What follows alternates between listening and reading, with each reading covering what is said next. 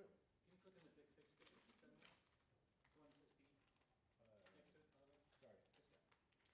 This guy. Yep. And go to progress. Progress. Oh, yeah. Oh, no.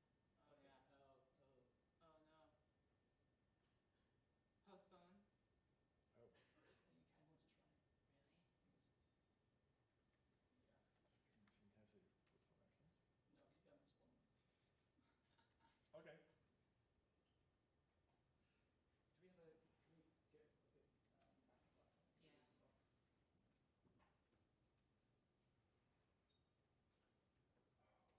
connect. Why can't I connect? Can you, email me the presentation so I can download it onto this laptop? Sure thing. I'm not able to connect to the internet though. Yeah, I have no internet connection. Oh, I have it now. Just give me a moment. This is why we come early. I'll show you a cool slide.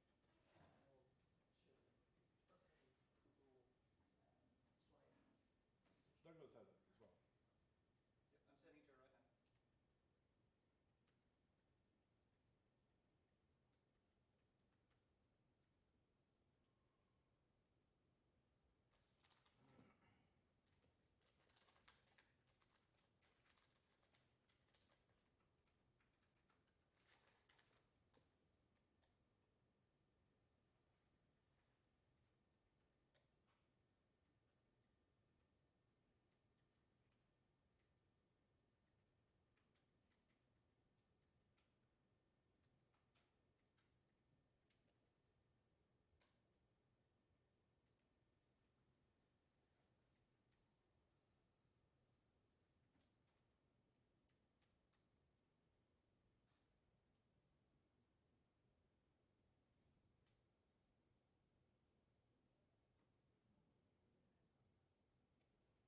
Yeah, this has never happened to me before, but of course it is when I'm presenting that I cannot get the internet. I have no internet open. Huh. All right, worst case scenario, once we get to the internet, I can download this and we'll have it stored locally, and so we'll be internet free. Okay, I'm gonna download this as a. Wait, do you have internet right now, James? I do not. I'm having trouble connecting to. Did you try calling this? I don't have. I'm going outside, maybe it's. It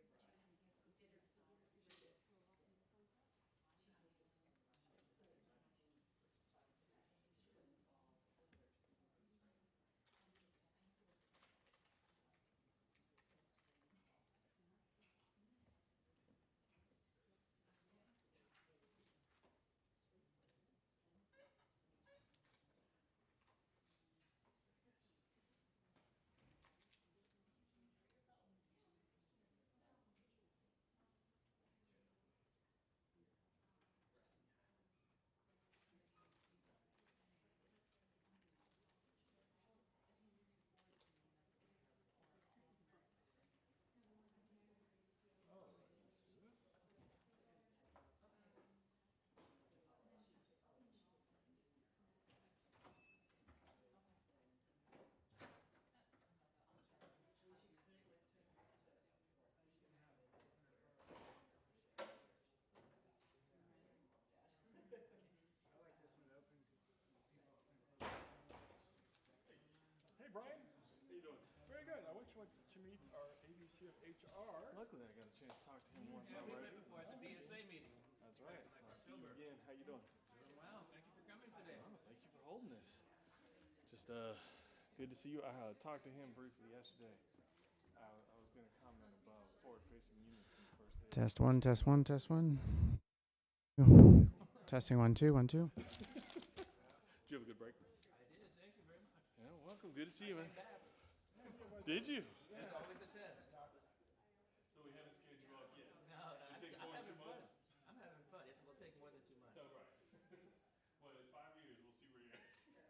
of year. I hear things change quickly around here.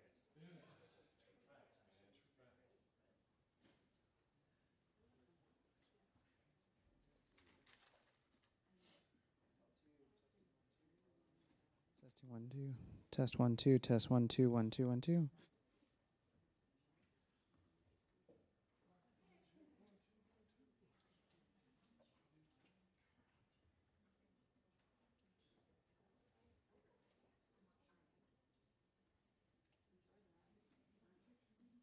Audience mic. Test 1 1 2 1 2 1 2 1 2. You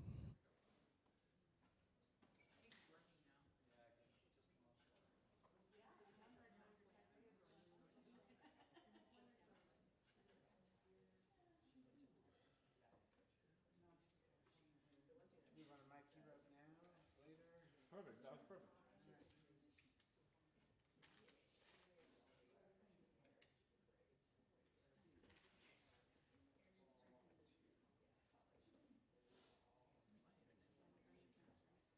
Mine is not. I can't tell.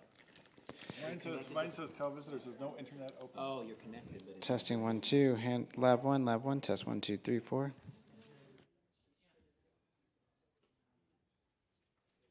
right, let's see. You're going to be sitting here, right? Yes. Okay. Are you going to be turning to talk to the person on the podium? Are you, you're going to sing with me, right? Sing is. Sitting with me, right? Yes. You're not going to stand up there. Well, sing it. Well, now that we can just both sit here the whole time, we might as well. I'm only going to be, so if we could both have lapel mics, that would be great. Yeah, He's going to be that one. seated at my right hand side. James, your PowerPoint mic? Do we have to pay extra for the lavalier? Sure. What department are you with? Take PayPal, cash, It'll be okay. cash. I have no internet. Okay. So I think at this point, considering that, I think we should switch to another computer. What we're doing right now. No account. Okay, Crazy. I'm signed out, so if anyone chats me, it won't pop up in the middle of the meeting. All right, so I'm putting this away. Okay. Hit escape. Give me 1 minute to put this away. How much battery power do you have? I don't know what time we'll wait. I don't have a clicker connected, so you're gonna sit here and I click understand, through right? it. Fine. It's just, oh, PowerPoint though. that's fine. Is this it? Is this it? Yeah, and then go ahead and hit play up here. Hit play. The little right here. Oh, that thing? Yeah. All right. Good to go. Good job. Can't really see this, so can we have it just be the screen? Sorry, I don't do this. I never use Douglas is better at Swap. PowerPoint than I am. Yeah, I don't. Oh, don't worry, that's just the presenter screen. I know, but that's all I'm going to be looking at. Can we just have this screen? The screen is just the slides? Hey, try this. I think if you click on this one, add light. Oh, sorry. Turned off. That to be blank the screen then, Douglas. Try the one with the 3 dots that you initially. Okay. How you presented you? You need to turn it on. Hold that Hey, left hey. down. Power up. Hold on. About 4 seconds. Perfect. Yep, that's, and then now you're a mirror. Taking this off Great. the table. Okay. How much battery power do you have in this And this, laptop? I'm gonna have the other one in hand, okay? 2 hours and 22 minutes. That'll do. Let me see what my slide is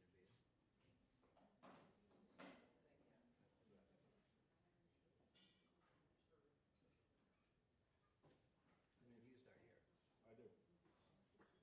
I'm here to introduce you. And do the play button. Yes. And then you have to move your slides at the end. Yeah, no, I remember that part. One has the diary, one doesn't. Yeah. Which one So do you please know? jump in for the results. So it could be more of a conversation. One is half battery. No, he wants to use a lapel mic, so I'm giving you one of mine. The full one is probably yours. Thank you. They're saying you can use both of them for audience if they change the title of that slide. I saw that. So I'll leave it turned off for now. I'll power it up when it starts. So if I went CEW, I think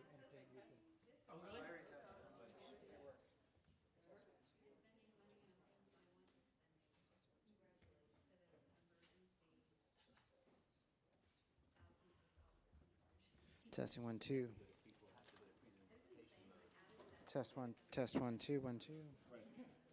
You want to look at anything? Testing now, or 1 2. just- Okay. So we can just. Test. Turn right. Testing 1 2. Hello. Can anybody hear me out here? There's no audio. Audio's turned off on this stage. Is that okay? Test 1 test 2 test 1 1 1. Turn it off too, just in case. Okay. Thank you. You're welcome. What's the point? What's the point of arriving early and making sure your battery is completely juiced, and bringing an adapter and No Wi-Fi. and then like big fix, and it's just like what? I can't believe we're solving these problems like 30 years after we have computers. It's crazy. Yeah. Good thing I brought a spare. But I have another one too, just in case that one doesn't work. Yeah. It's my own laptop. Right, nothing. I was going to say, good job. I'll be back there. All right. If a question comes up, I'll stand up and hand her the mic. I have two. People in the audience, if they have a question, unless it's through a microphone, nobody online will hear it. So either Tate, see if the mic, or these guys repeat the question before. Hello. Hey there, how's it going? Good. Good. Great. Did our presentation just at Alianza for lunch, so. Can I get you a stand up shirt? Do you want to do the same thing where you put it in your pocket? Is that all right? Yeah, I'm gonna- Yeah, there's one there.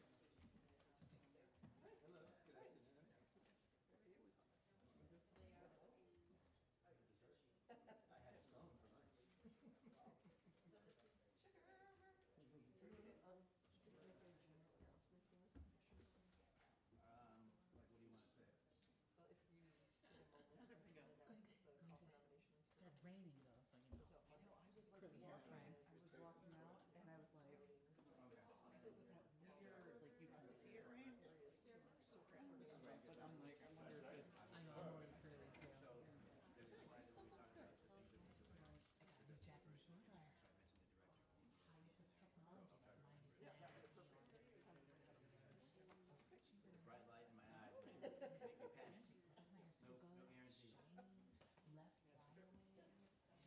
Does my hair still go shiny, less flyaway? Interesting. Keep using it. I will be interested in your. Okay. Yes, but we need to use it at the start, right? I will be interested in your recommendation after you use it for a couple of weeks or so. I didn't bring it for like lunch. Oh, I didn't bring it with me. they use American plugs? Yeah, no, they're actually, you know how American one is a little fat, one's small? They're both small. Oh, that's great. And their wattage is lower than us, so that's no problem with our wattage. Oh, cool. Plus it anywhere in America. Yeah, nice. You guys have everything you need? Yes. Fabulous. How about you? Everything except for an audience.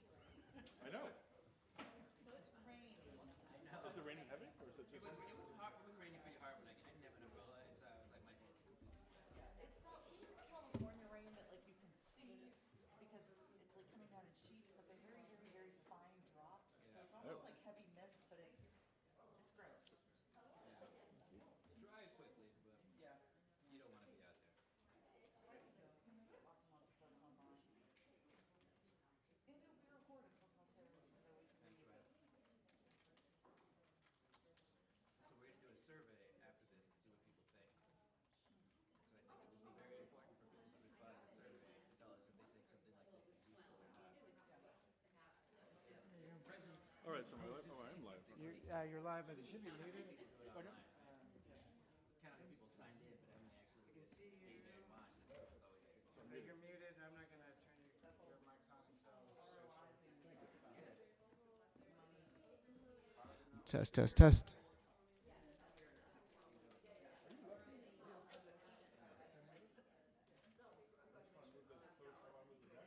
So you can spy with me. Do you want to sit on the side or you No, I just want to move it closer so you can see as well.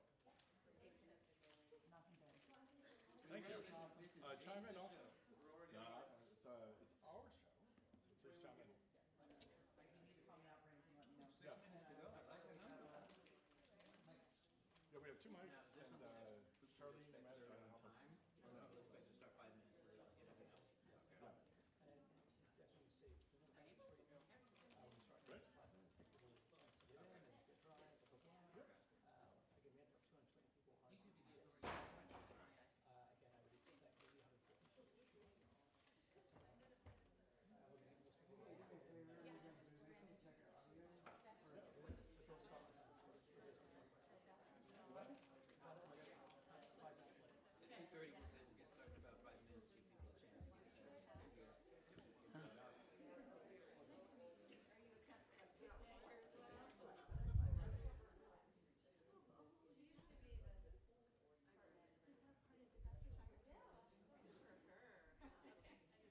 Test. 1, 2, 3. I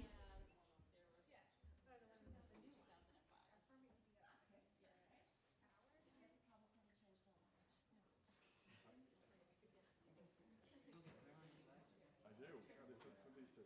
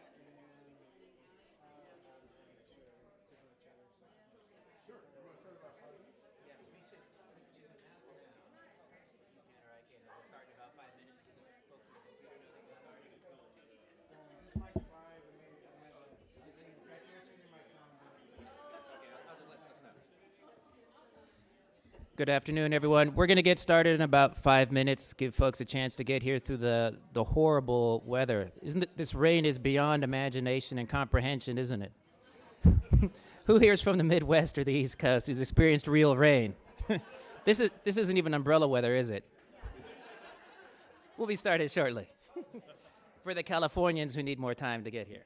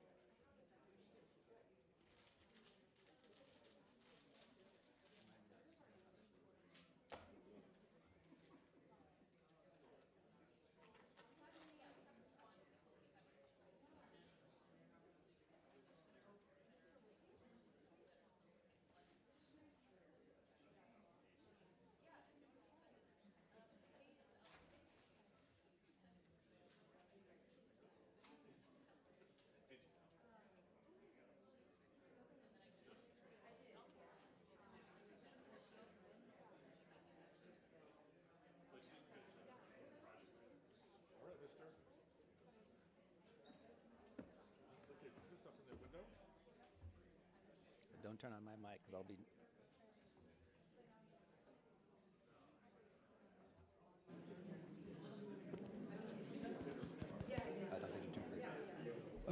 Okay, everybody. Welcome to the first People and Culture Managers Forum. We'll go ahead and get started right now. Welcome to the folks of you who are online.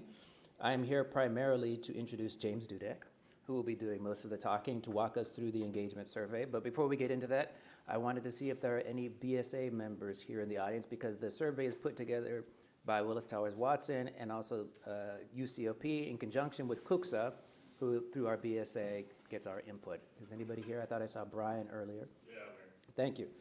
And so for those of you who have complaints about the survey, you should direct them to Brian. My fault. I am the CUCSA rep, so it is my fault. Indirectly it is. So we want this to be an interactive kind of presentation. So James is going to be sort of leading the conversation. I'm going to provide some commentary, but really it's to give you the opportunity to ask questions and provide input as we go through. So if you have something that you want to say, you don't have to save it until the end. Raise your hand. We have a couple people with microphones, and because we do have an online audience, please wait for the microphone to get to you so that everybody can hear your question.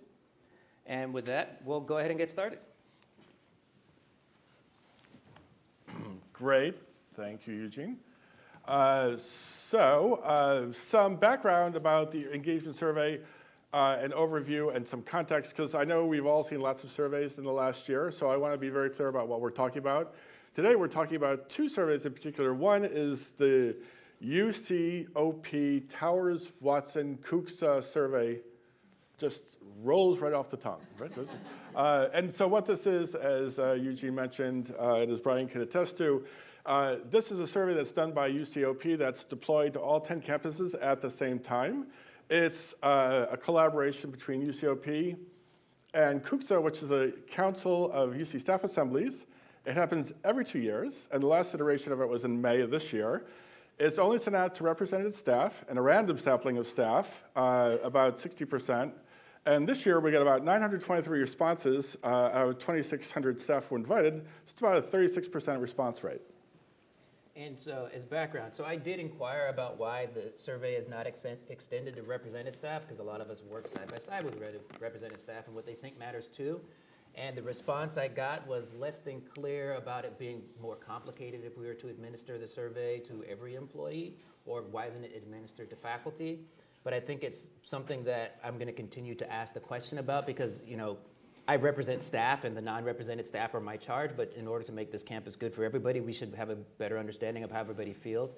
We do a survey through E&I, the My Voice survey, which provides a lot of valuable information, but it just seems to me that we should be asking the same sets of questions to everybody if we believe that the responses matter, and we do believe that they matter. And along with that, one of the ways we sort of check in with the UC Towers Watson survey is by having our own 7-question pulse survey. So you probably got that in October. Actually, I know you definitely got that in October because we mailed it under Eugene's name to every single staff member on campus. So that's a survey that's a subset of the questions that the Towers Watson survey asks. We're doing it every 6 months. It's 7 questions that are localized and focused on the UC Berkeley staff engagement sort of questions that we want to make asking people of Berkeley. And we invite, again, all staff, and as of October, our response rate was 2,200 of approximately 8,500 staff. So a really, really good response rate on that. How many people here responded to the survey? Every hand should go up, right? So thank you for responding, but please encourage your teams to also respond, because as you'll see as we talk about this, the programs that we design are based on the information that's provided to us from our Pulse survey, from the engagement survey, and from other sources of information. But these are really the best ways we have to get a feeling for what everybody in general feels like we need to be focused on. So if people don't respond, we're missing out on the information, and they're missing an opportunity to contribute to the direction of the campus. So I know you can't all read this up close, but a couple of things. If you go to hr.berkeley.edu right now, you'll see the slide deck with all the results. It was mailed several weeks ago under Eugene's name again. This is completely open and transparent to the world. Also, as a follow-up to this presentation, for those of you online and in here in the room, there'll be a follow-on message from Eugene with a survey, but also with a link to this specific slide deck. So I know you can't see these very, very closely, but this is just an overview of the various categories of the engagement questions, and we're going to be drilling down to each individual category over the next hour, and we're going to repeat those questions by different lenses of tenure, of ethnicity, of gender, and so you're going to have a lot of other times to see these questions in the next hour, so don't be too concerned about not being able to see things now. What I wanted you to see as an overall trend is you can see there are 3 bars here left to the right. So if you look at this one bar on the left of career development, for example, you can see the left bar is 51, the middle bar, which is blue, is 56, and the gold bar is 60. 51, that was our score for engagement in 2017. 56, that was our score this year, so we're up. So if you look at the left and the middle bar all across the line, by and large, we're up across every single indicator as a campus. This is an enormous amount of work and that we should be very, very proud of. Why aren't I mentioning that 60%, that last final bar? That's the UC average. So the story here is that we've made an incredible amount of progress over the last 2 years, but there's a lot of work to do. So if you look at that final gold bar, that's what the average is from the Cooksa surveys from all 10 campuses, right? So I like to say about assessment and doing action planning with assessment is childishly simple and devilishly difficult. Because the way to do assessment and to make an action plan against assessment is I ask you how you're feeling. You tell me how you're feeling. You tell me like 4 or 5 things I need to do. I go away, I do those 4 or 5 things, and then a while later I ask you how you're feeling again. You're like, I'm actually better now. That's actually what survey and assessment is all about. So I wanted you to all know, and we wanted to share with you the story of like we didn't get to go up across all these indicators just by sheer luck. This is an enormous amount of work. And work not only from our people and culture folks and learning and development and people and organizational development within what was Central HR, which is now people and culture, but also work on this campus and also work from managers and supervisors who are in this room, who engaged your staff and brought your staff to staff appreciation events and acknowledged them. So this is a team effort, and the team is not just one office. But we all together made these things happen. I wanted to sort of show you some of the things. I'm not going to read this laundry list of 40 things that we've done, but this is just an indicator of some of the things that we've done since 2017 that made those scores rise. One of them is the formation of the pod team. We revamped our website. We funded and supporting LinkedIn Learning, created a transferable skills library, revamped the Wisdom Cafe, team-based career development programs. We delivered customized programming to individual units, which allow our consultants to. And it's expanded and enhanced the Now conference for staff. That's just in the career development piece. In engagement and employee experience, establishing the role of employee engagement and experience lead. That's me. Thank you, guys. That's awesome. We expanded Staff Appreciation Week, as I had mentioned, consulted with campus leadership and individual units in areas of staff engagement. And one of the things I would be remiss if I walked away is saying, at the end of the slide deck, you're going to see my contact information. You already have our information because we've been contacting you a lot. But this shouldn't be the last conversation we have. If you want to talk about how do you localize these engagement results and how do you do action planning for your own unit, please feel free to reach out for us, because that's what our role here is. We're also mentioning here we created the pulse surveys, built an onboarding toolkit for staff that helps bring people into the organization, and established the role of an informal and social learning lead. When we look at communication and organizational change, we've heard more authentic leadership communications, more engagement survey roadshows and action planning sessions, kind of like this is right now, collaborations more with UCOP, establishment of the business process management group with the VC administration. In performance management, we designed and piloted Achieve together. I'm sure you've heard of that by now, I hope. Has everybody here heard of that? Yeah. Good. Then launched the Growing as a Coach program. Also, I hope you've heard of that too. For diversity and inclusion, I want to pull out a couple initiatives that we've launched and expanded over the last 2 years. One is the Leadership and Career Enhancement Program for Staff of Color, or LCEP. We have Annette Tischler with us here today. Also the expansion or the creation and expansion of the Faculty Leadership Academy under the direction of Angela Stopper and our folks in the EVCP's office. Also collaboration with the UC Berkeley Women's Initiative and expanding that for our campus, as well as other collaborations with our staff wellness, the Tang Center, and our collaborations there and across UCOP. In supervision, we completely reimagined the KEYS program as the Berkeley People Management Program. I see Kathy Medanza in the back there waving to everyone. Our Management Skills Assessment Program, we brought that back to campus for participation for more staff. And we've also created supervisor mastermind groups in addition to creating the LD website with more just-in-time tools for staff and managers and supervisors. So out of curiosity, how many folks here have participated in some aspect of the Berkeley People Management Program, whether it's the UC online thing or something in classroom? Okay, so every hand should go up in the room. And one of the things I would like to drive us towards as an organization is having all of our managers trained in actually how to manage and coach and lead. So we have resources that are available that are online that people can do passively, and I would encourage managers to require managers who report to them to have them to do this as part of a professional development thing. But we know as an organization that we need to do more to support managers, but part of also what needs to happen is that we all need to take the time to do that training. I did the training. So I'm not sitting here recommending something that I wouldn't do myself. I did it. I found it to be fantastic. And even though I would think that, I know a lot about how to manage and lead, I learned quite a bit for this program. So I would encourage you, those of you who haven't looked at it, to do it. And those of you who have started but not finished it, to actually make time to finish it and make it part of your professional development goals. So now we're going to dig into some of these questions. So what you see here before you is the engagement survey results from the UCOP survey, and also our pulse survey results that we're sending out every 6 months. So on this screen, we see the blue bars, and the following slides are going to be that UCOP survey with the general question that's deployed to all UC staff that they select. And this career development question, for example, for the UCOP question is, I am confident I can achieve my personal career objectives within the UC system. Okay, so that's the question that UCOP asks all the staff they survey. We localize that, and that's the gold bars that you can see here. We changed that question to I can achieve my career objectives here at Berkeley.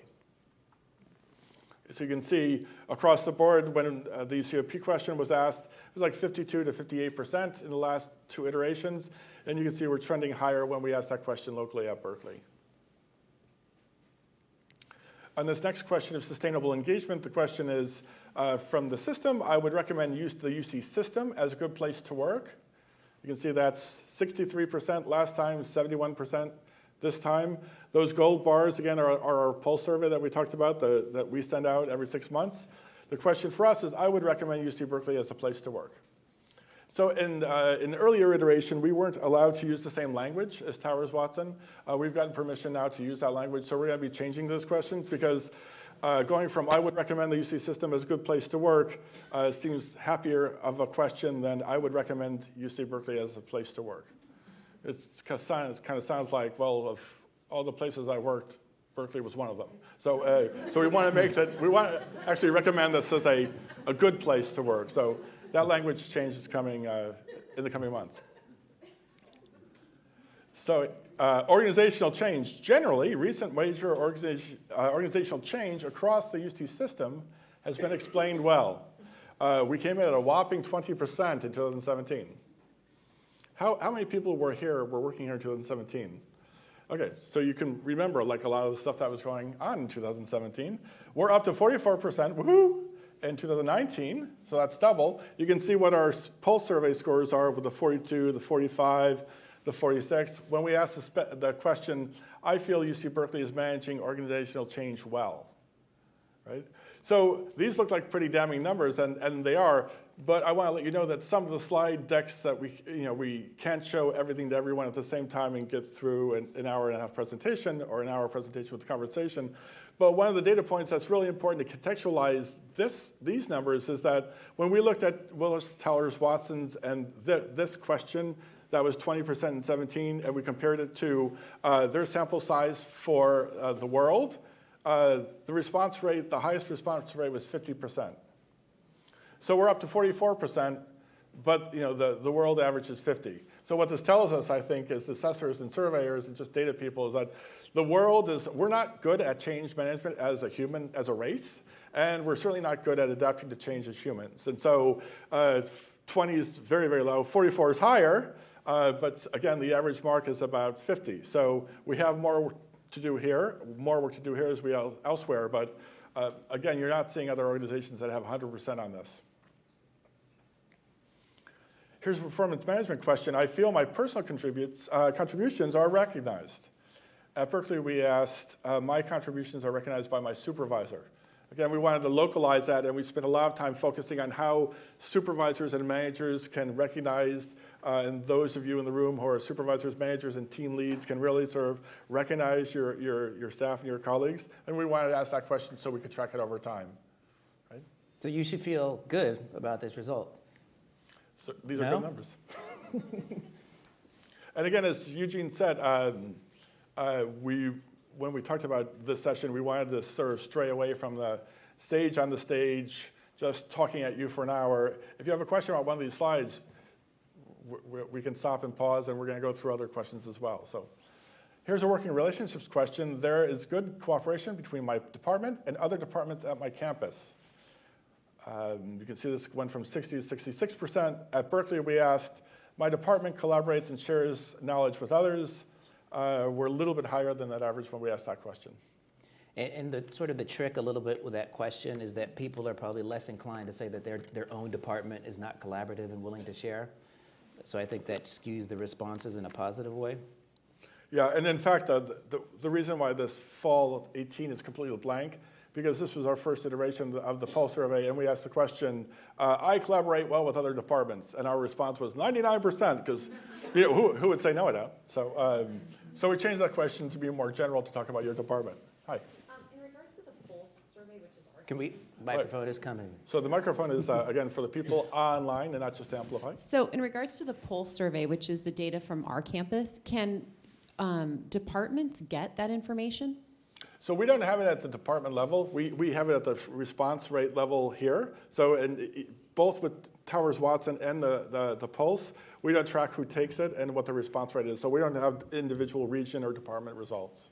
But this is a good question because it's something we've discussed internally about should we, so the Pulse survey really asks only the 7 questions that you see, and so we don't track who answers it, where they come from, demographics, department, anything. And so I've asked, I wonder if it would make sense for us once a year when we do it to add additional questions so we can figure out, is it department, demographics, are there other questions that would be useful so that then we can make more targeted use of the information. I see a lot of heads nodding. Anybody think that's a bad idea? And there people might not feel it's anonymous. Right. The issue of it being anonymous. So I've only been here for 5 months, so I don't have a good sense of if we tell you answer this, but it's still anonymous. Do people believe us, or are we Big Brother? Big brother. Big brother. So another way around this that I've encouraged folks that I've been consulting with across the campus and campus leaders as well is to say, we have this data set of what the Berkeley results are. So feel free to take all these questions and just ask them of your unit, if your unit is the right size, and then you can have a point in time of like, this is what my unit says, this is what the results of Berkeley every 6 months are, and then here's the biannual CUCSA results.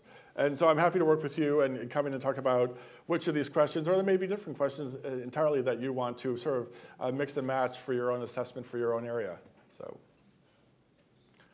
here's a question of diversity and inclusion. Employees at my campus location are treated with dignity and respect, regardless of their position or background. On the CUCSA survey, that was 60 to 68. The question we asked at Berkeley was, I am treated with dignity and respect while at work. As you can see, those numbers are significantly higher. Sorry, James. Yes. 1 second. Go ahead. Those questions seem really different to me, though, right? Like the yellow one is about me versus the blue one is like I could recognize that my colleagues of certain identifications might not be treated with the same dignity and respect. So it makes sense to me that the blue is a lot less than the yellow.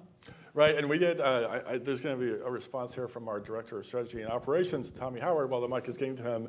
And we recognize that some of the questions we wanted to ask more locally and more specifically about Berkeley specifically. But Tommy, to your point?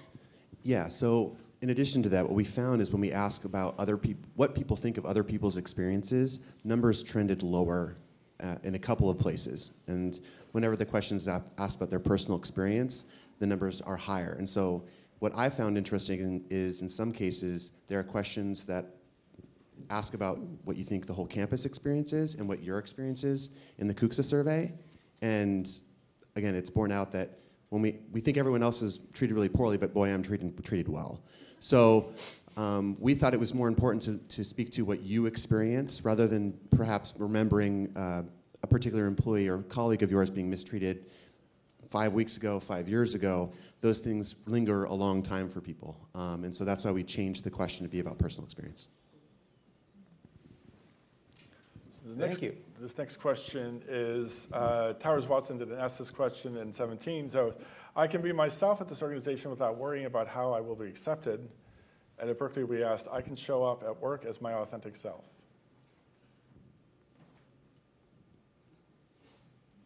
So now I'm going to run through a number of these questions that we tracked internally when we were sort of building out our action plan, our strategic plan of how do we react to these survey results in 17.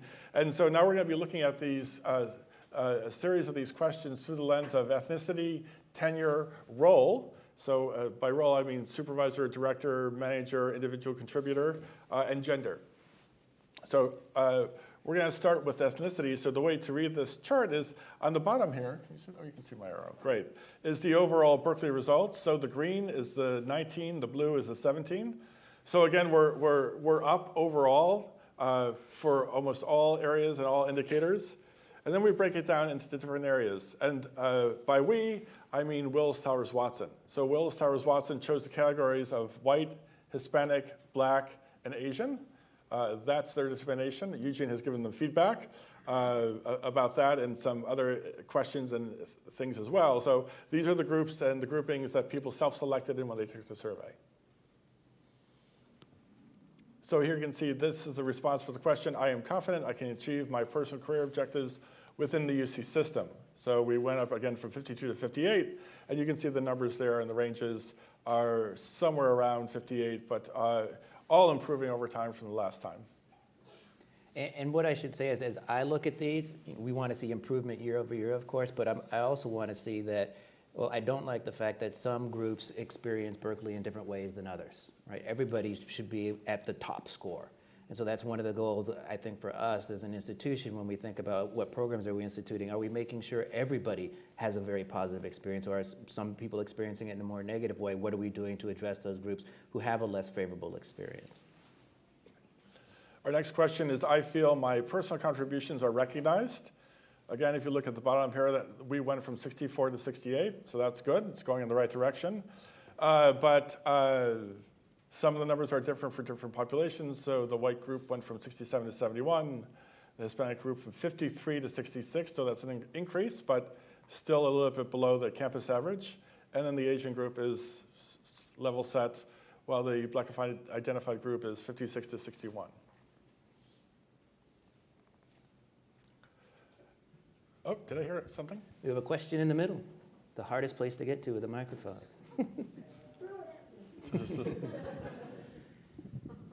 So how do we know the number of people that took the survey in those 2 years? So is it the same? Could we have had more Hispanics in 2019 that took the survey than in 2017, and not just the number that answered that question that way?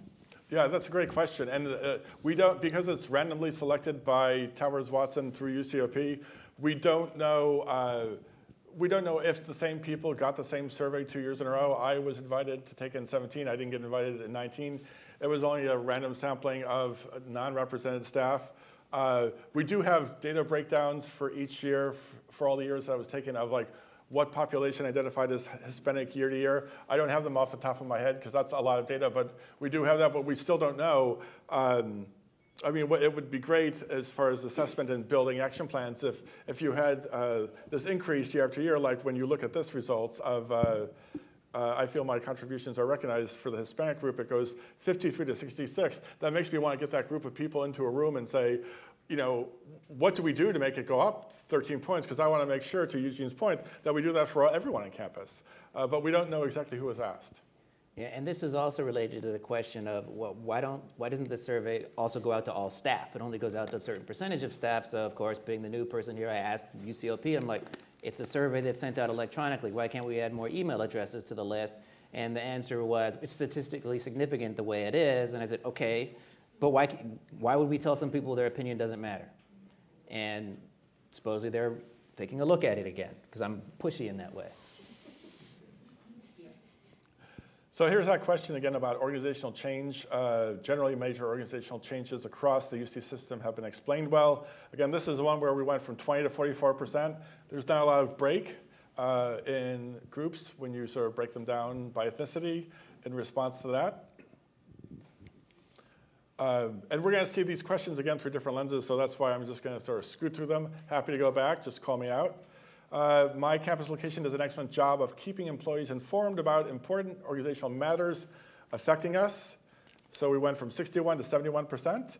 And then to the earlier point, if we knew what the populations were or who exactly took the survey, I would love to know. The black response rate in 17 was 61, and now it's gone up 20% to 81 in 2019. I'd love to know why there was a 20% jump there, because it's most significant of the groupings, right? But we don't know, unfortunately, with any certainty. Could I ask a question? Absolutely. So, Microphone's Wait coming. for that microphone.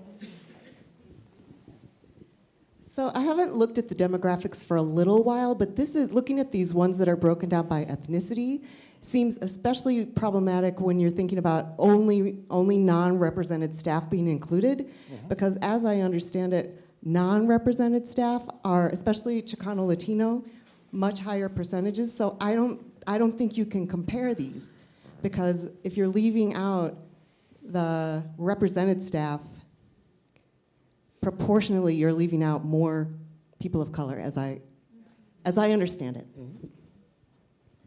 it. You're correct, and it is problematic based on it, but this is the information that we have. The pulse survey does go out to represented staff as well.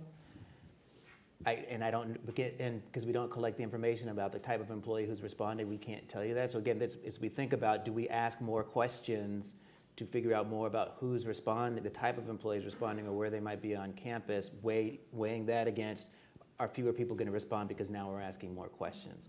And so it's a conversation that we're thinking about it. So, input, this is the place where people should feel free to weigh in and give their opinions, because at the end of the day, we don't have the scientific answer that's going to inform why we do it. We make an informed decision, but there's no right or wrong necessarily. But I do understand the limitations of the information we do have. Sorry, James. Just adding on to that, I think it would be great if, as you're giving them feedback, and I would actually give this feedback to HR more broadly, if we could have more other categories, because I don't know about this particular, I actually think this one does this too, but I know all of the HR voluntary forms to force people to pick white if they are Middle Eastern or Native American, or not Native American, sorry, North African, and that's clearly not the lived experience of people who are a different brown. And so having more choice would be helpful, even if you have to aggregate them for federal data into white, et cetera. At least asking it differently so that you could disaggregate it if you needed to would be really helpful, because I think this also erases the diversity and or discourages people, frankly, from answering surveys when they have to be forced into boxes they don't agree with. So I hear and agree with everything that you're saying. I was surprised, and I asked James, why are these the only categories? And redirected me again to UCLP, and I asked them that, and I can't remember the answer, but I think it was, well, in order to benchmark against what Willis Towers Watson does nationwide, this is why we have that. And I said, well, okay, but I think we have different purposes other than benchmarking nationwide, and here are the categories that I think we should be using, which is consistent for, like the My Voice survey, if you've seen that, is much more reflective of our population because you can choose a lot more things. This, I think, the answer for this is expediency more than anything else, which is not satisfactory. But your point is not lost on this, and like other slides I could share.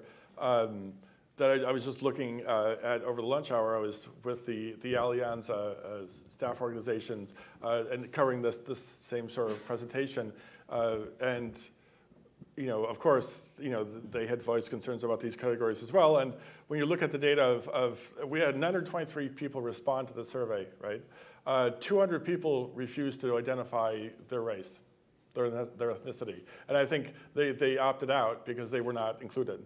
And also from the UCOP-wide survey, I have a deck that shows the people who responded UCOP-wide, like when you average out the campuses, because in their categories, they only said gay, straight, and bisexual. They didn't allow for any other sort of identities. They didn't, nothing above male and female. So there was like 700 people who just didn't respond. So they're leaving a lot of data on the table because they're not accommodating groups. And Eugene's directly given this feedback, and we did as well in 2017. So we're hoping for other changes. But your point's taken. On to working relationships, there is a good cooperation between my department and other departments at my campus or location. This were level set at 60, so we're at 60 before, we're at 60 now. A little dip in the identified Asian group.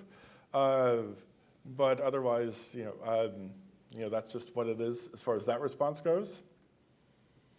Image brand, I want you to look at this question, the next question in particular, in tandem. Not that you would sort of like not look at them at all in tandem, but these two sort of goes back to that point that Tommy Howard was just making.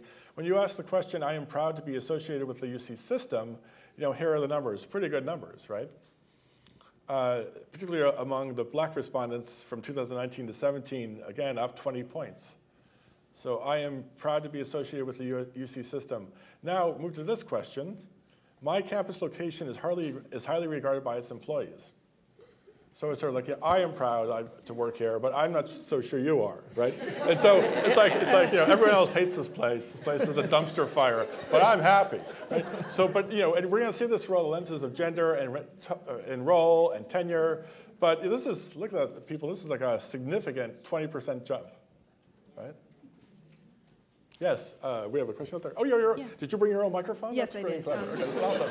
She's like a groupie. This is awesome. I think one thing to think about is that we do all experience society differently, and I wouldn't expect, no matter how perfect UC Berkeley is, UC Berkeley is within society, so I would just kind of scratch a little bit the assumption that our goal is for everyone to be at 100%, but instead to put more granularity, make sure that the questions distinguish between, like, I am happy at my job versus I am happy that UC Berkeley is doing the best it can to promote equity inclusion or something. You see, there's a distinction in that, for instance, some people may be having stress from the Trump administration. That is an extent factor, and then how is UC Berkeley doing the best within its power?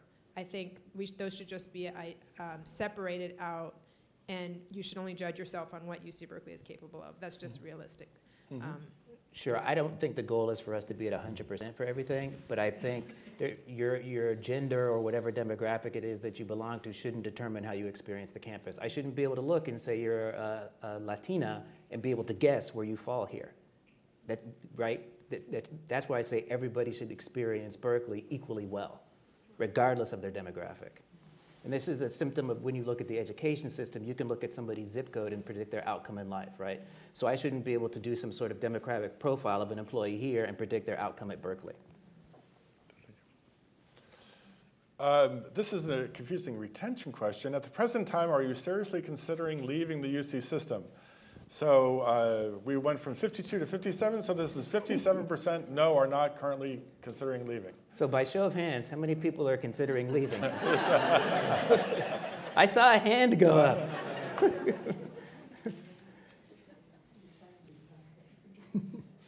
So that means, to this point, that 43% of people are considering leaving, right? So which seems like which is a high number, but I would set the context that in the world at this moment, according to the Willis Towers Watson data, 33% of people are looking for a new job. So just in the world, across industries, private sector, nations, there's a third of people who are considering seriously leaving their jobs. So that doesn't mean we don't have more work to do, but within context, these numbers are not as shocking as they would appear. Wellness, my organization promotes an environment of physical, mental, and social well-being. You can see we went from 58 to 62%, up significantly in the Asian group and also the Hispanic group from the past survey. I feel that management at my campus location supports equal opportunity for all employees of all differences, including and not limited to age, gender, identity, ethnicity, and disability status. This, you can see we are level set from where we were 2 years ago at 69. We're a little up in the self-responded Asian category, but we're down with the black group, and we're also down a point with the white group. So not down a lot, but still significantly lower. And for me, this is an area where a lot of it, so again, I've only been here 5 months, but in looking externally, the campus has placed a lot of attention on this, at least in writing, with the strategic plan and things that I could read. But this tells me people aren't feeling that when they come to work. So now we're going to look at the same questions that I just walked through, but we're going to look at it by definition of role. So people self-selected what role they have, and the groupings here from the top to bottom are director or above, manager, supervisor, and individual contributor. So we're going to look through these questions with those different lenses. We asked people to identify what they were. Will tell us Watson, rather, when you got the survey, you chose. There wasn't anything that was authenticated. So we know that there's some confusion sometimes among different groups or different employees of like, who's a supervisor, who's a manager, who's a director, and I think we caused some of that confusion ourselves, but this is just how people reported their own role, okay? So here is this question, I'm confident I can achieve my personal career objectives within the UC system. Again, we're up 52 to 58, you already know that number, but it's super high among the director level. And as I was sharing with Alianza over lunch, as you get higher in level and salary and tenure as far as years on campus and whiter and straighter, your engagement scores are higher. So I don't think that's shocking, but it's borne out in this data that you see, particularly when we're looking through the lens of role. You're going to notice through all these questions, if you watch this area here, the individual contributor, that's always lower than the rest. And that's not unique to Berkeley. It's not unique to Berkeley. Here's this performance management question. I feel personal contributions are recognized. Again, up overall. The lowest group, again, is the individual contributor, although it's even there's an increase there, still lower than the rest. Now that you're sort of more familiar with these questions, I'm going to start racing through. This is the organizational change, that group where we went to 20 to 44. There's not a lot of daylight here between the different groups. A little bit higher at the director level, and the rest of the groups seem a little even. Here's a question about excellent job of keeping employees informed about organizational matters affecting us. Again, we had a 10-point jump overall, and you can see the numbers here. What jumps out at me, and may jump out at you as well, is like the director level is a 20% jump and an increase in that category.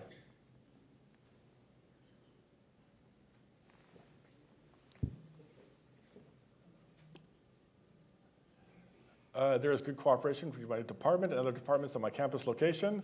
Here you can see that, again, the average is 60, so we're where we were before. It's higher as you go up a little bit. There's a little dip here, but it's only 1 point among the managers group, and again, lowest with the individual contributor. I am proud to be associated with the UC system. Here again, this is highest in the supervisor group and the managers. And look at the directors, 93. Here's another question. My campus location is highly regarded by its employees. Again, it's went up 10%, about 54 to 65, but higher still for the directors. Supervisors and managers are still higher. At this time, are you seriously considering leaving the UC? Again, we were at 57, right? The higher up you go, the higher this number is. So 65% are not considering leaving.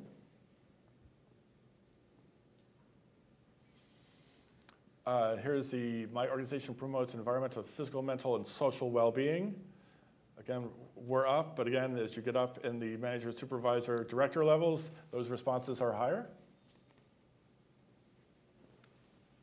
Here's a diversity inclusion question around my campus supports equal opportunity for all employees. Again, the individual contributor is lowest. The campus average is 69, but we get higher as you get up here in managers, supervisors, and directors.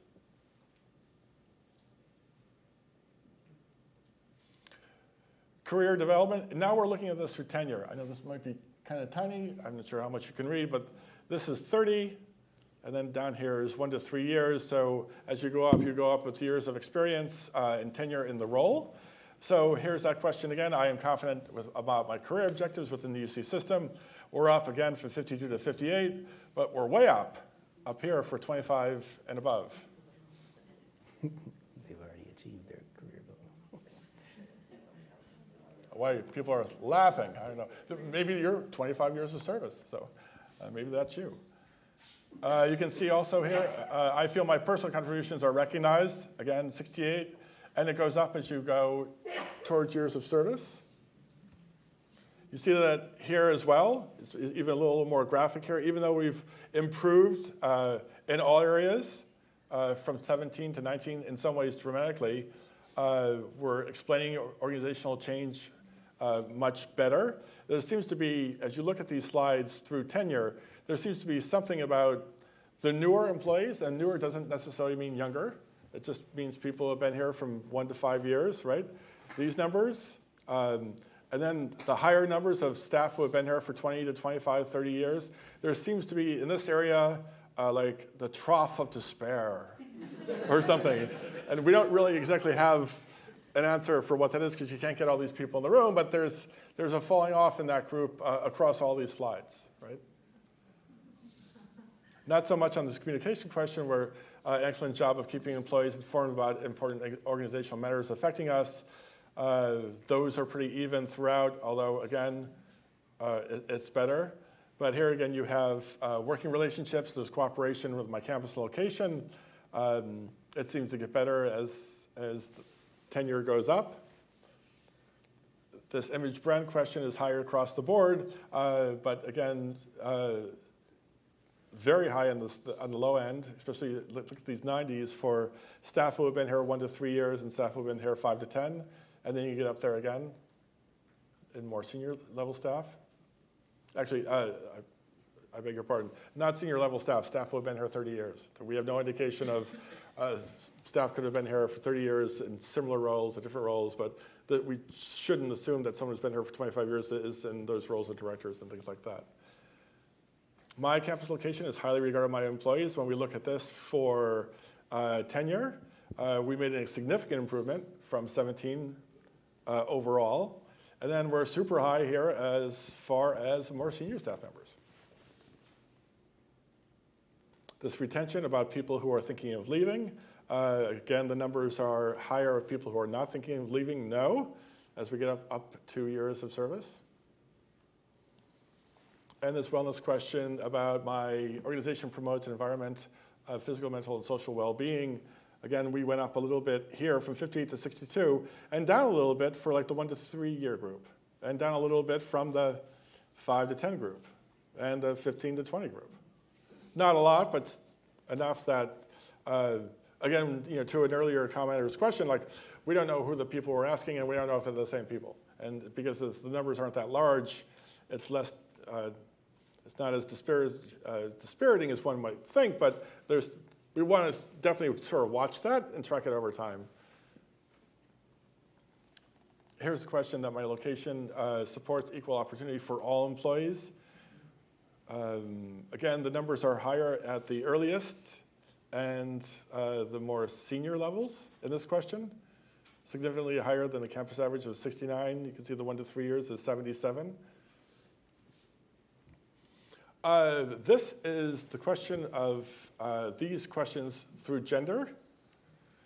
And these are some of the most boring slides I've ever seen as a data analyst. And so I'm not going to spend a lot of time on them because there's very little daylight between these responses for male and female. So here's that question of my career objectives. Male 60, female 57. Here's that question about contributions being recognized, 71 to 67. Little differences, but nothing that big as far as organizational change. Increases across the board, but nothing that really jumps out. Here's one that's 72 to 71. So we're not seeing really any sort of break apart. Here is a little dip in working relationships, but again, 3 points, so no heartache there. Still very close to the response of the female response and a little bit just below the average. And when we ask across gender about, I am proud to be associated with the system, the UC system, we were 84, 87. And then my campus location is highly regarded by its employees. Again, 67, 64, so not a lot of difference there as well. And the retention is almost level set between male and female respondents. as is the wellness question about your environment supports physical, mental, and social well-being. This question is a little higher for diversity inclusion that supports equal opportunity for employers of all differences, but not limited to age, gender identity, ethnicity, and disability status. There's a difference there from 74 to 66.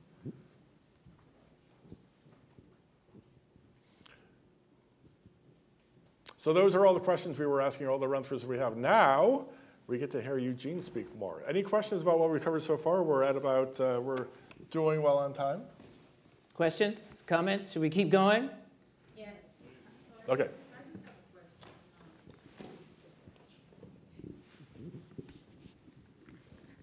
So are you guys going to improve upon this for the coming years based upon your interaction with UCOP in terms of changes you want to make to this?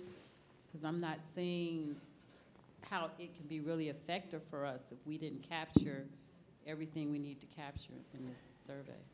So I don't know yet because I haven't gotten a definitive response, but we have another HR Leadership Council meeting, which is all of the Chief Human Resources Officers from around the system coming up in, I believe, February, where this is going to be something that's on the agenda about, as part of also the larger question of how is UCOP HR serving the campuses? Because my impression is that they have a lot of initiatives that they initiate, and they say, hey, we think this would be good for you, rather than the other way around, where we're the customer saying, this is what I want as a customer, please do this. So especially around this, I'm going to push pretty hard on this. 923 respondents, statistically significant, that's just not satisfying to me. I don't care what the statistics tells us, right? I want to ask more people the questions, and I want the categories to be more relevant to what it is that we're doing here. But at the same time, we also have our pulse survey, and we can use that to get the information that we find valuable. I've been here 6 years, and I think I've taken the survey twice. Right, and that's a problem, because it makes you think it doesn't matter, and you're probably less inclined if you get asked again, why am I getting, So we're trying to address it, and I will keep everybody informed. So if I can just jump in real quick to help answer a little bit. In September, when the results got rolled out to the Council of UC Staff Assemblies, a number of us did bring up some of the inherent problems with the current setup.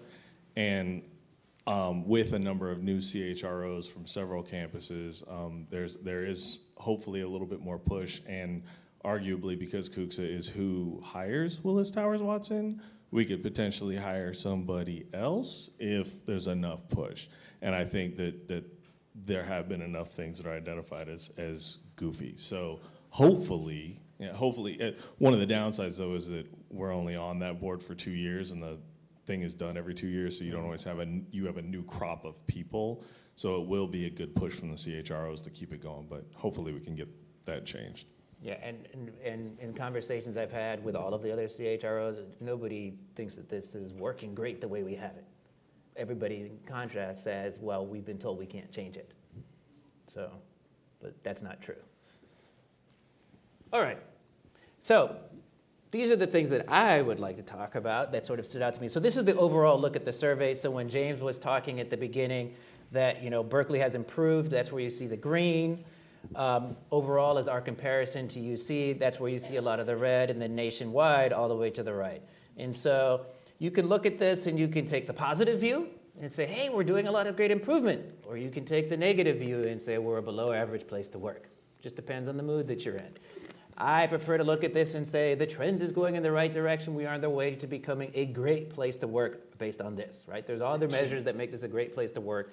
This isn't the be all or end of all, or doesn't define what kind of a place this is to work. This is just one look at it. So my highlights. So these are the things that stood out to me. EW, Eugene Whitlock. Somebody thought that was Entertainment Weekly. No, it's me.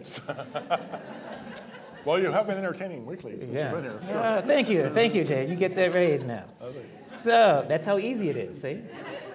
So 96% believe strongly in essentially the mission of this. That's an incredible number. I mean, as an organization, to have that many people who believe in what it is that you're doing, that's a hurdle that most organizations never can jump over.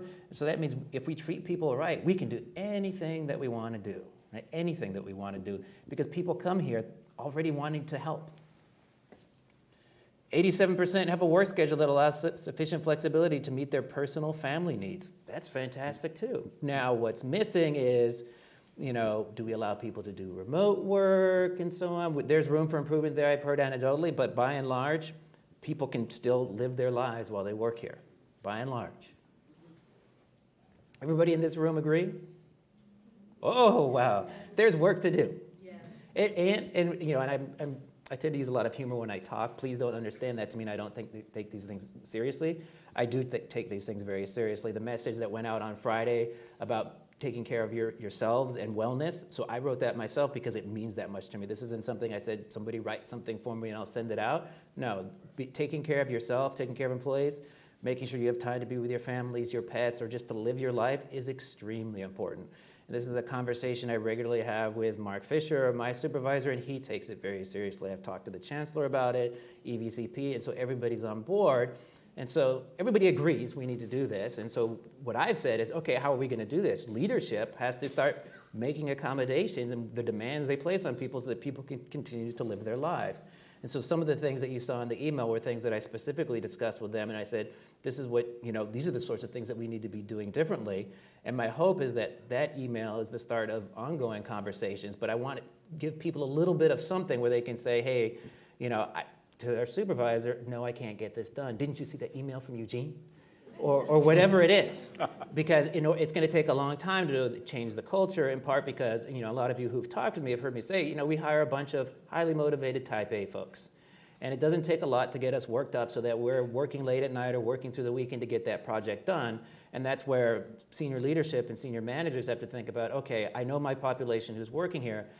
Maybe I need to tell them, you have a week to do it. It's 2 weeks, and need to rethink, does everything need to rush and get done right away? Berkeley's been here 150 years. It's not going to go away because we take a little bit longer to do stuff.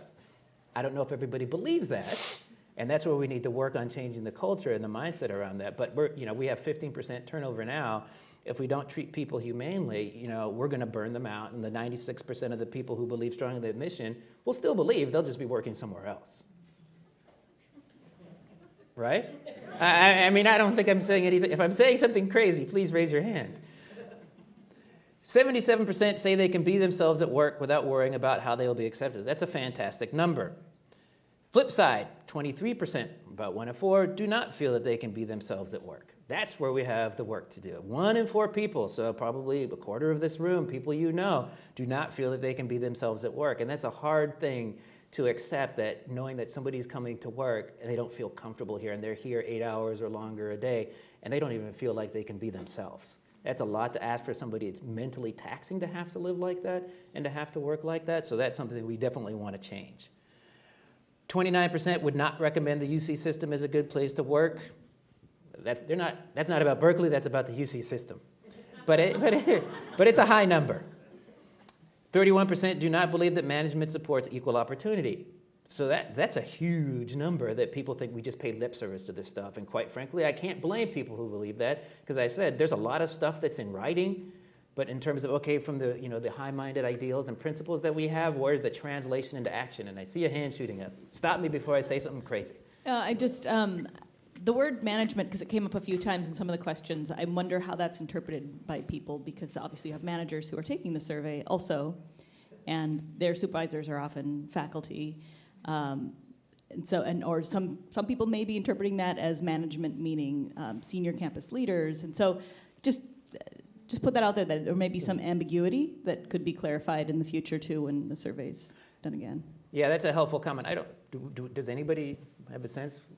I would read that and think senior management, because they're the ones who really have the power to make things happen, but that's just how I would read it. You could look at the data based on role and know whose people are reporting to. Yeah. You look at the question at the role.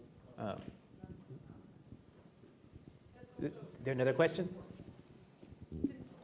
Since academic institutions have unique power structures that are different than corporate contexts, that may be a situation where Willis Towers Watson's structure may not quite fit. Right. Because of the zigzaggy power structure that can often exist in academia. I'm going to ask more about that. Thank you. Okay, So, 43% are considering leaving the UC system. We talked about this already. It's a big number. I would like for it to be lower because when you have a population, 96% of whom believe in what we're doing, even though the nationwide average might be a third, I think we should be shooting for a much lower number. A hand here. Yep. One second. Microphone's coming. But that could also possibly include those who are close to retirement. Yes. So how do you weed those people out? Yeah, we don't know. We don't have a way of weeding them out, and especially when you looked at the tenure slide of, and you saw this question through the tenure slide, it's fewer people are considering leaving the longer they're here because they're incentivized by a program that keeps them here longer because of the pension system and vacation pay and sick hours, and so there's a natural trend there, but we just don't know who answered the questions. So. Okay, so what are we doing to address some of the concerns that were highlighted by this data, but also by our poll surveys and in conversations that we have with different groups? So I don't want anybody to come away thinking this determines what we do. This is not the only thing that we look at. So, I've talked about this at the town hall before in the campus conversation that I did, but we're going to continue to provide a lot of emphasis on staff development. And one of the things that we're in the process of doing is revising the policy that relates to professional development, campus-sponsored activities. So at the end of this month, Angela has been working on this since before I started, to really define what campus-sponsored activities and to make it clear that employees should be and can participate in campus-sponsored activities. The other thing that the policy is going to do is define how much time they're allowed to dedicate that, set a floor. And the floor will be for exempt employees, 80 hours a year, and for non-exempt employees, 10 days a year. So campus-sponsored activities, professional development, conferences, training, staff organizations. And so the email that came out from the chancellor and me in December sort of foreshadows what's going to come in this written policy. And the idea is that we expect and want people to participate in these things because this work truly benefits the university. It drives employee engagement and it makes people feel like they have a place to belong here when they're allowed to participate in these sorts of different organizations. And ultimately, when you drive your employee engagement numbers up, retention goes down, productivity also goes up, and people are happier, right? We want people to be happier. And so, I hear anecdotally that managers don't let people do professional development. I have yet to meet a manager who says, I'll never let my people do professional development. All right, but there's some truth somewhere in between about that, but this is also just going to make it clearer what the expectation is going to be, to set the expectation for managers and for employees about what it looks like to do professional development. The policy, we expect that it will be effective March 1st, and you'll see it before it's effective, and it's going to be an interim policy because we want to understand the impact of what that's going to be. One of the questions that came up when we were at one of the subcommittee meetings was, okay, so how do we handle an employee who's having attendance issues and all of a sudden they want to go for the next 3 days to a conference, or they're joining a new community of practice and they're sort of escaping their obligations that they have at their desk. And these are things that we'll need to think through a little bit by trial and error, but we know there are going to be some growing pains as we change. And so that people have some perspective, the model of setting the floor at 80 hours a week for exempt and 10 for non-exempt and 10 for exempt was what we used to do here in 1992. So this is actually a copy of a policy that Chancellor Tien put into place in 1992. At some point in time, we went away from it. The folks I talked to didn't remember or know why, but we're going back to the old days. Oh. Isn't that the policy right now? I'm a little bit confused. What's different? So the policy right now is they're guidelines. It's not from OP, it's guidelines. It's not actually policy. And so we're writing the implementing procedures, which will be local policy if you're here, which set the floor. So the OP says, I think they recommend 80 hours, for example. We're saying that's the floor. So if I recommend 80 hours, that means, yeah, you can do this, you could do that. That's just a suggestion. We're not making a suggestion. There's a question in the back. Yeah, they still can't hear you in the internet. You're not that loud. I'm just not sure how my unit can operationalize 80 hours and deliver the services that my unit is required to deliver at University Health Services. I mean, I would love to be able to do that, but we have a huge number of students who need care, and my unit can barely keep up right now. I mean, I'm just curious to know how resources will be allocated in order to achieve these goals. That's a very good question, and this is the question I asked to those who control the resources, who it's not me, right? And so part of this, so especially when we are dealing with people in units that are student-facing, you can't just tell the student no. Maybe you can tell them come back later or wait in a longer line. That's more of a conversation that we can have to strategize together. For the units where it's not student-facing, it's again that person, the person who's asking for the service, understanding that, hey, I'm sorry, you're gonna have to wait an extra day or two.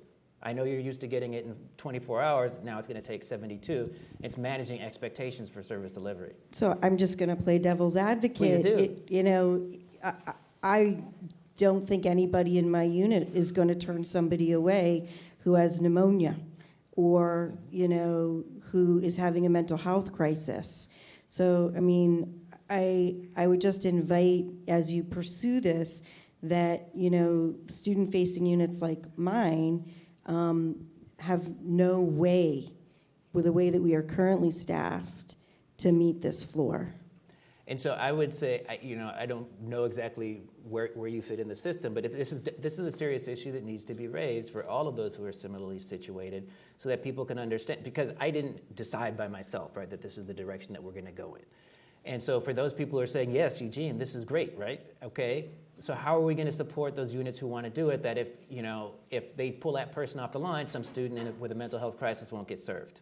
What do we get? Because I don't want it to make it we either help the students or and not support the staff who should be doing this professional development, want to do this. I don't want to make it an either or. So at some point in time, a decision needs to be made as how do we then allow the staff to do this thing that we think is very important to them in their individual development, right? And manage the students. I don't have an answer that I can give you just here off the top of my head, but it's definitely a relevant consideration. More on this? Okay. Next bullet, so achieve together. Everybody's heard about that by now, but I think this is really something about improving upon the already strong relationships that we have between managers and employees by having the regular conversations and really developing a coaching culture where managers aren't just seen as the person who's going to give you your assignment, but they're the person who's going to help develop you, train you, and help you move along, perhaps to your next job here at the university or somewhere else. And I think by having regular conversations with the structure that's around those conversations, we'll start to move the organization in that direction. Oh, I see a hint. So I remember the email you sent about staff being able to take time to do professional development. I thought it was brilliant. I thought it also gave permission to different managers and supervisors, and also just empower staff to then ask for that level of support. The thing that I'm always curious about is that this was wonderful information today, but it comes up only at a certain time, and you have to be aware of it and be able to go dig it up from somewhere to get that information.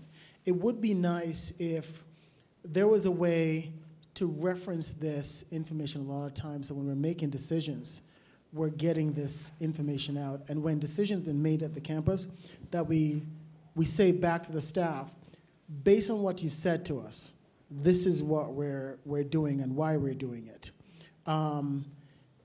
There are times where, a lot of times when we have different providers for different services we subscribe to or whatever, there's a constant feedback loop where we're being asked information and then they're making decisions based on that. So you feel like the information you gave them is going to be used.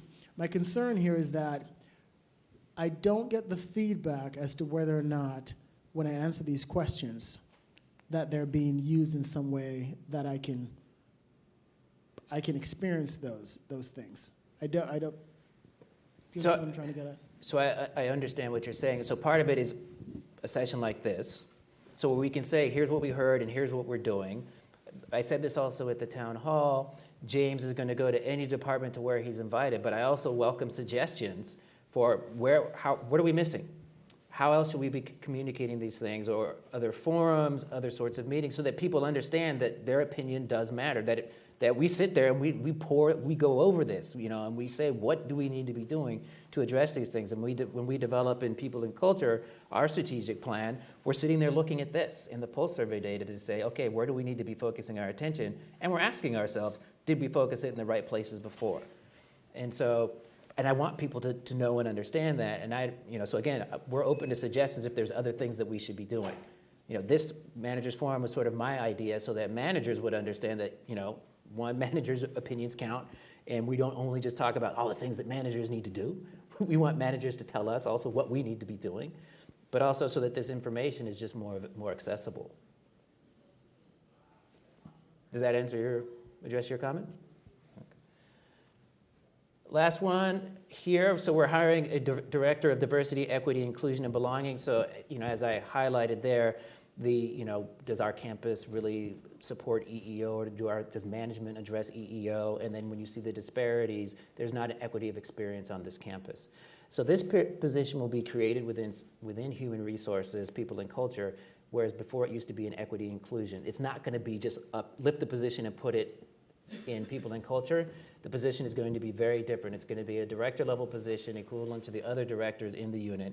And not only is it focused on, the sort of typical diversity, equity, inclusion, but we put the belonging piece in there because I really view this position as being responsible for creating belonging for everybody on campus and community building. And so this person will not only be responsible for the programs that we typically think of when we think of diversity, for example, the LCEP for the Leadership Development Program for Staff of Color, which, by the way, we will be calling for nominations next week, so you'll see an email. So start thinking about if there are people in your departments who should be getting nominated or pushed forward to participate in it. That email will come out. If you have more questions about that program, Inette Dishler is the point person for it, so she's the first stop. And most of you, if not all of you, probably know Inette. If you're afraid to ask her, you can ask me about it. She's prepared wonderful talking points for me. And I'm actually involved. I say that facetiously, but I'm also involved in the development of the program, so I understand it. But this person will not only have those sorts of things in their portfolio, but also the communities of practice, employee engagement, because the idea for me is that role is not only the diversity person, but they're involved in all aspects of campus that revolves around community and engagement so that they can bring that lens to that experience and show up in places where you wouldn't normally expect or normally invite that person who does just only diversity work. And that person will already have 3 or 4 staff who report to them. So it's not going to be Sid's situation where she was sort of just given all of this responsibility and not a whole lot of support. This person will already have a team of people there available so that they can really do the work that needs to be done on the campus. And also because they will have people there supporting them, if departments say, hey, we want to do some work on inclusion or some work on engagement, there will be people available to come into your department and work closely with you.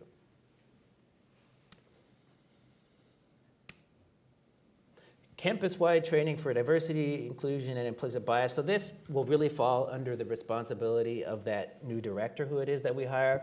And this is something that I've talked about a lot, and people talked about apparently a lot before I got here, and it hasn't happened yet. But also with our talent acquisition group, we're working on hiring procedures. So we don't have really hiring procedures. We tell you kind of what the rules are, but there isn't a best practices guide or something else that you can rely on. And we don't say, if you want to serve on a hiring committee, here's what you need to know to be an effective hiring committee member, and that absolutely has to change. For those of you who know, I came from the community college system here in California, and it was the law that in order to serve on a hiring committee, you had to be trained in the benefits of diversity and unconscious bias. If you didn't do the training, you could not serve on a screening committee. End of story. Here, it's just up to the hiring manager. That's not really an effective way to do things. This is the University of California. We should be setting the bar very high and leading by example. We don't do that now. That's going to change. And so this is something that's very important to me and something I've worked on a lot over the last 5 years in my separate pre-Berkeley career. Any questions? Things that we should be focusing on that we're not? Nazim? What about, are there any thoughts about the ER and LR work on campus and those positions and the director position and kind of the direction that this campus has gone in the past and where we can go in the future? Anybody here have any concerns about ER, LR? Few people. So yes. So we had, this past week, we finished the interviews for the director position. And so we'll be able to make a decision this week. We'll do who we want to hire, do some reference checking. Hopefully that person will be on board in February. In December, we made 4 permanent hires. 2 of the people were already on limited contracts, so we're adding 2 new people. There's 2 positions left to fill at the individual contributor level, and those will probably be filled later in the spring. My preference is to have the director be able to make a couple of hires when he or she starts. But in general, how that organization is going to function. So we're gonna, one thing, what are we gonna call it? It's not gonna be employee relations here, labor relations here, and so you have to know what kind of question you have to know who to call to get your answer. It's gonna be employee and labor relations, and all of the people will do all of the work. And we're going to align to the regions so that instead of figuring out what bargaining unit your employee's in, and then that tells you who you should call on the team, you're in Champs region, there's going to be a team of people within employee and labor relations assigned to Champs. So you send your email or your question in through our fancy email system that we have. We actually do have a fancy one for employee and labor relations, and the team will respond to the question. And we think it's better, and we've worked with an outside consultant for the past couple of months, and a lot of you here who I see have participated in conversations with her. That's also informing the direction that it is that we're going to go in, because we want to be able to align how we provide services to sort of how the institution is structured, because we think that would be more efficient. And also, I think because there's been so much turnover in that unit, there are 3 or 4 legacy employees out of a dozen or more who are still here. I think what the feedback that I've heard loud and clear is that there needs to be a change in attitude about how we deliver the services. Are we here to partner and help the business units attain their business goals, or are we here to tell you, no, you can't do it, right? I think the truth lies somewhere in between, because we don't always just say no, and we're not a bunch of mean people. But I think the orientation and the mindset that people want to feel more, and so perception is somewhat reality, is that we're here to partner with you and help you figure out how to do it. And as we've screened the candidates, that's one of the key criteria, is that customer service orientation, that yes, we have to steward the university's resources and we have to be gatekeepers around certain things, but also it's about figuring out how to help you solve your problems so you can do your job, right? We don't want you to be spending all your time doing personnel issues, even though it may be in your job description, because that shouldn't be the focus of your attention. And the other thing that we want to do is try to support and empower the HR partners in the regions and the HR managers in the regions to make more decisions locally, if for no other reason than to make them more quickly by people who are more informed about what it is that's going on and who know the cast of characters who are involved. And so now my understanding is that some things take longer to do. We're short-staffed, so it takes longer because of that, or we just don't have the capacity to review everything that we say we want to review while you're waiting and an employee's waiting, getting increasingly mad, or some situation needs to be resolved, and we're not resolving it. And so by allowing the regions to make more decisions independently of employee and labor relations in the center, that should help things move more quickly and just create a better experience for everybody. Does that address it pretty well?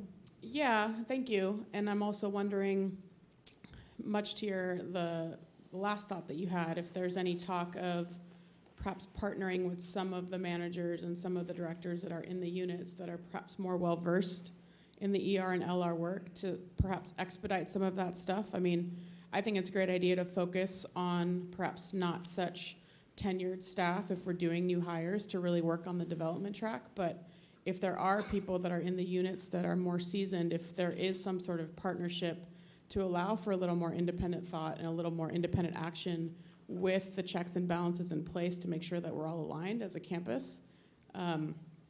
It's just a thought that perhaps might be coming into your inbox at some point to that idea of, like, is there a possibility along with the HR managers and the business partners to also partner with some of the managers in the units to see if there's something that we can do to expedite some of these decisions and these processes? Yeah, the idea is to decide as much as you possibly can locally, without getting into all of the details. For me, if it's not something that's going to take a property right away, if you're not suspending somebody without pay, if you're not terminating somebody, I'm generally comfortable with those decisions being made locally, in part because the consequences of quote-unquote screwing something like that up, it's somebody's not sitting at home, not getting paid, not being able to take care of their family, right? That's what I'm worried about. But do I think we have smart people who know what they're doing? Yes. Are we letting them do everything that they possibly could? Probably not.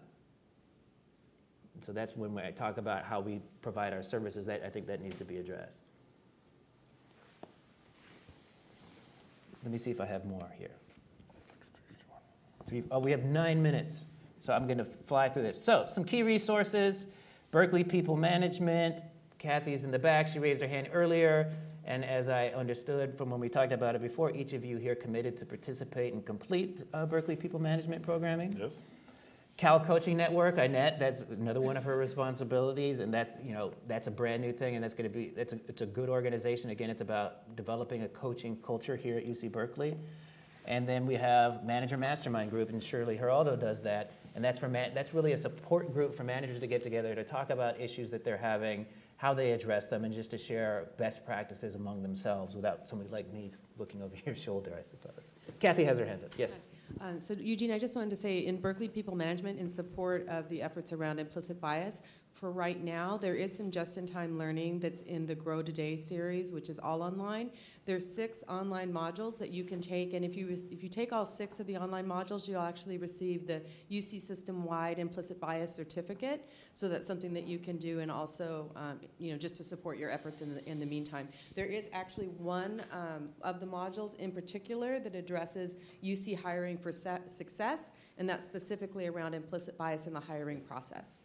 Right, and when I did the hiring for the director, I required everybody who wanted to be on the committee to complete that training, and everybody did. It takes 25 to 30 minutes. For those of you here who do hiring and are chairing committees, make that a requirement. We looked at the data, and there are 254 people on our campus who've done this training. 254.